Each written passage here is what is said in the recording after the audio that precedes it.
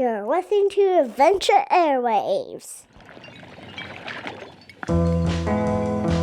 You are listening to Adventure Airwaves, joyful journeys, place-based predicaments, and adventures of questionable significance. Music on this episode by Seeking Madras. You can find them online at seekingmadras.bandcamp.com. Music also by Spencer Radcliffe, Kevin MacLeod, and Blue Dot Sessions. You can find those at the Free Music Archive. This is a story called Peeking into the Kingdom.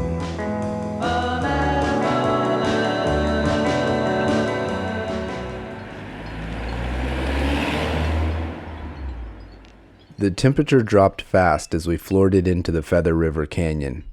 2 hours later, I set off on a black granite slab, affectionately named Bone Breaker. With 4 bolts spread over a span of 70 feet, Bone Breaker was a rough introduction to rock climbing, but my head was in the right place.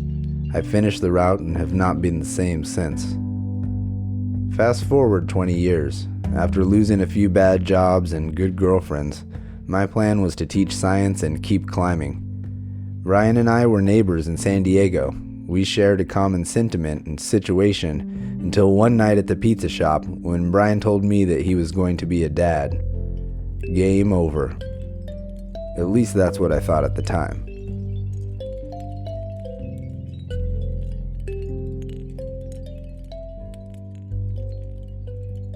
As climbing partners, we had grown infatuated with the simplicity of exposed ridges and low-angle faces in the High Sierra.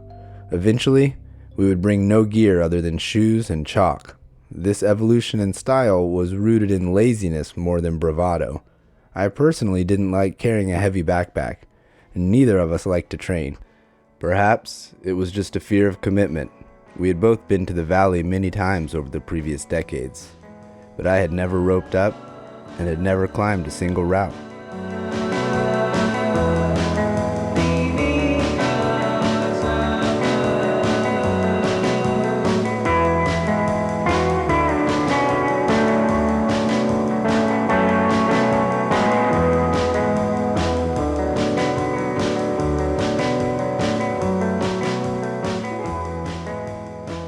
Spring break is a time of transitions. We were meeting in Yosemite to set our lives on a trajectory that would propel our status from slackers to big wall climbers in a year or two. By midweek, I needed to be out of the valley and at the Sacramento airport to rendezvous with the special young lady who is going to complete the loop back to San Diego with me.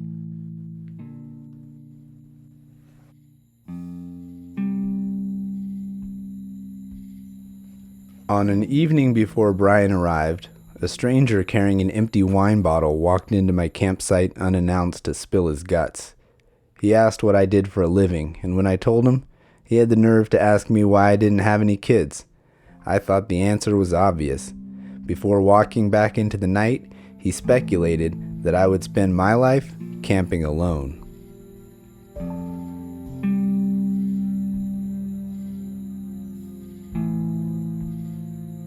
While the rest of the valley appeared to be quietly bathing in the diffused glow of a half moon, I felt the lunar beams directly focused on my forehead.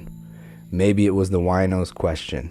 Maybe it was tomorrow's climb. We hadn't even packed our gear. All I had actually done to prepare was make 5 sandwiches and send a text message.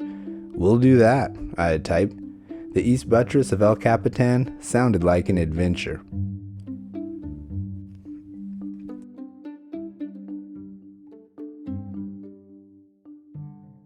The 1,200-foot route is considered intermediate rock climbing to most.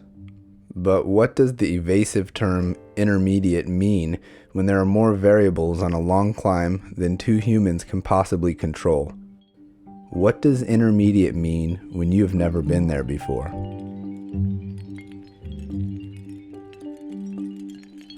A scree field splotched with oak tree shade led up to the base of the Captain. I tried to see the summit, which arched 3,000 feet above my head toward the other side of the valley. The famous nose looked like a silvery river, whose changing corners headwaters were trickles in the sky. From a distance, the wall looked impossibly smooth. But standing at the base, I could see the first few moves and how it all could possibly come together. Golden sunlight reflected off perfect granite.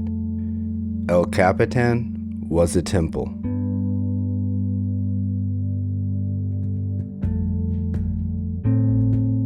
The East Buttress starts high above the meadow at a lookout known as the Edge of the World.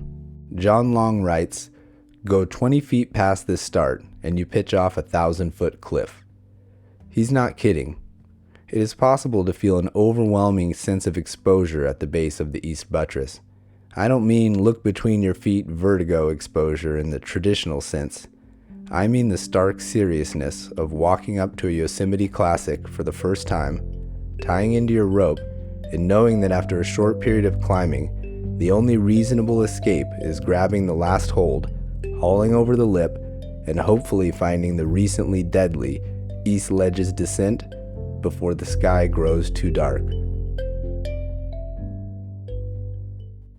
A Santa Claus chimney pitch and a beautiful step-across move led to a painful encounter with a piss ant that had literally crawled into my urethra.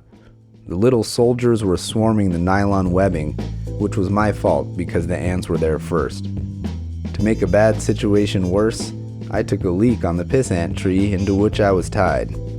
This started a feeding frenzy as each ant chemically sensed the trace amounts of sugar in my urine and raced to find the source. By the time I realized the pain in my pants was not a fiery symptom of an STD, one intrepid ant had spelunked into my main vein. The tiny explorer was furiously biting me. There I was, on the crown jewel of my inglorious career, coaxing a piss ant from my member. The little creature gnawed at virgin skin that had never seen the light of day, much less the mandible of arthropod. I pulled gingerly on its metallic abdomen, which was barely protruding, and said amen when the ant came out in one piece. The belay was moved 40 feet up the route, where my junk would be safe from piss ants. Lesson learned.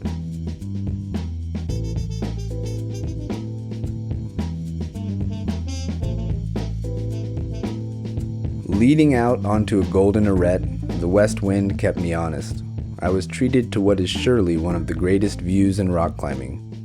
My hand pinched the corner so that my left thumb remained on the buttress, while 4 fingers were pasted on the shady southeast face of El Capitan. I stood tall, looked toward the nose, and let the view engulf me.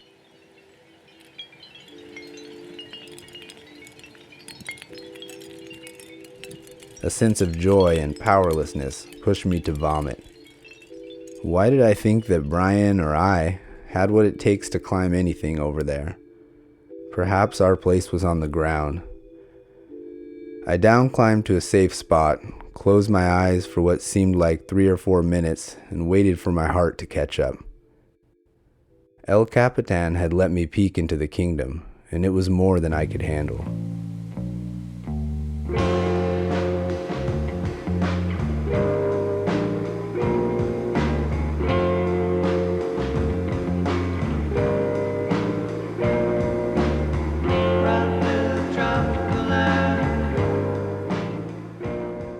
I was set free by an ocean of polished knobs and atmospheric exposure. The ground was too far below to be of any significance. Behind us, Yosemite Valley glowed. Cars would be turning on their headlights soon, and I could see them lining up to exit the park. We topped out under a crimson sky. The East Ledges appeared just as the sun dipped into the Pacific Ocean. Even in the dark, it would be difficult to get lost now.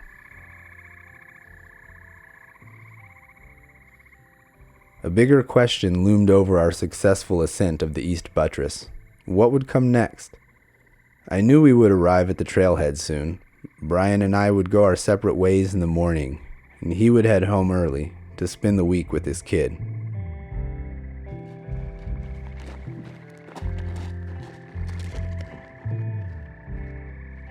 The well-worn climber's path snaked through the woods.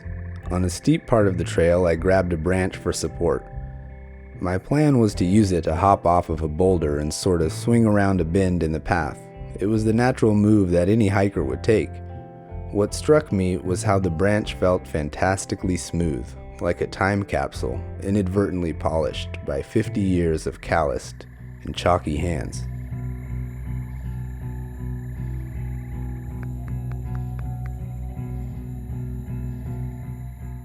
People say that luck is what happens when preparation meets opportunity. What I didn't know is that when I left the valley, I would drive to the Sacramento International Airport and pick up the woman who I would marry months later. I did not know that she and I would spend the week chasing ravens through the upper veins of Owens River Gorge, sharing hot spring sunsets and metaphysically exploring the virtues of not camping alone. I didn't know that on New Year's Day, 9 months out, our son would step into the world. And that too would set me free.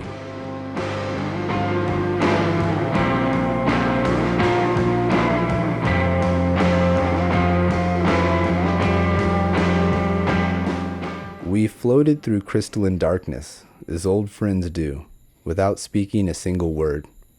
The gibbous moon cast faint tree branch shadows on the trail. Warm air kissed the leaves and ushered in the coming season.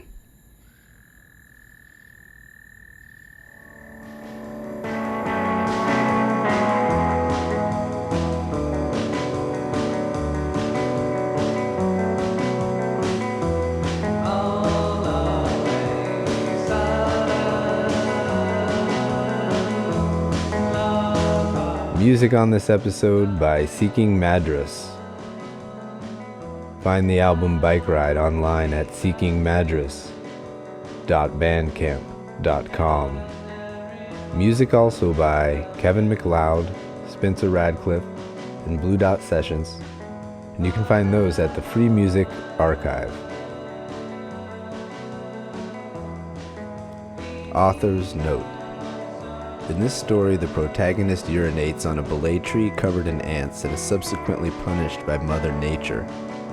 The character must have felt that he was not in a position to hold it or move. I'm sure he regrets it now and would never do that again. The moral? Don't whizz at the belay because it disrespects other beings, like rock climbers and ants.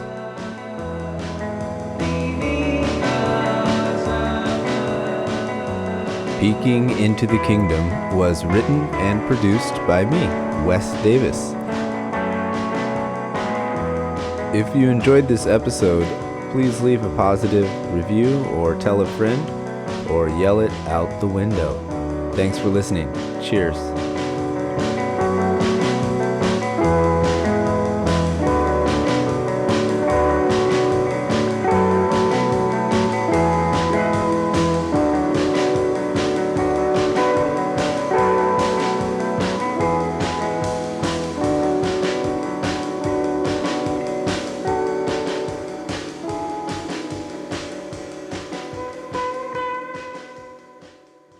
You're listening to Adventure Airwaves.